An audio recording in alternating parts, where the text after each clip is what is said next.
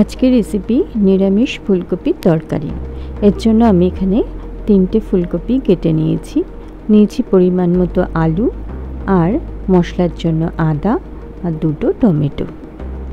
প্রথমে কড়াইতে জল গরম করে তাতে একটু নুন দিয়ে ফুলকপিগুলো ভাপ দিয়ে নেব। যেহেতু এটা অসময়ের ফুলকপি তাই এই ভাপটা দিয়ে নিতে হবে।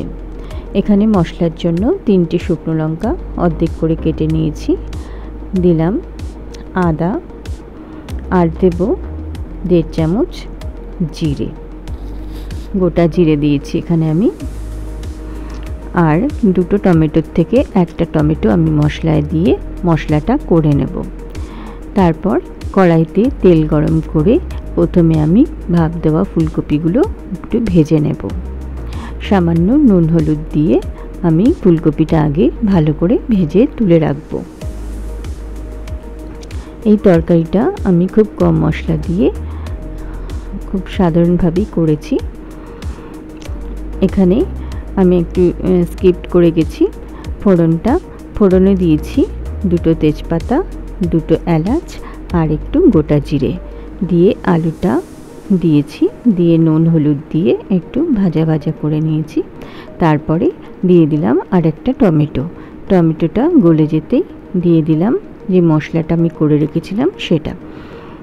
মশলা দিয়ে ভালো করে কষিয়ে পরিমাণ মতো জল দিয়ে দেব। যতটা ঝোল রাখবো সেই পরিমাণে জল দেব। মশলাটা আমার কষানো হয়ে গেছে, আমি জল দিয়ে দিলাম। এবারে ঝোলটা ফুটে উঠলে তারপরে আমি ভাজা ফুলকপিটা দিয়ে দেব। দিয়ে এমনভাবে সেদ্ধ করতে হবে যে ফুলকপিটা যেন গলে না যায়। সেদ্ধ হবে কিন্তু গলে যাবে না, এভাবে রান্না করে নিতে হবে। আর এখানে আমি দিয়ে দিলাম 1/2 চামচ চিনি। যেহেতু এটা নিরামিষ তরকারি তাই একটু মিষ্টির ব্যবহার এখানে করতে হবে। নুনটা একটু কম ছিল তাই একটু নুন দিয়ে দিলাম, দিয়ে দিয়েছি কটা কাঁচা লঙ্কা। আমার কাছে ধনেপাতা নেই তাই ধনেপাতা ছড়িয়ে দিলে আরও ভালো হতো।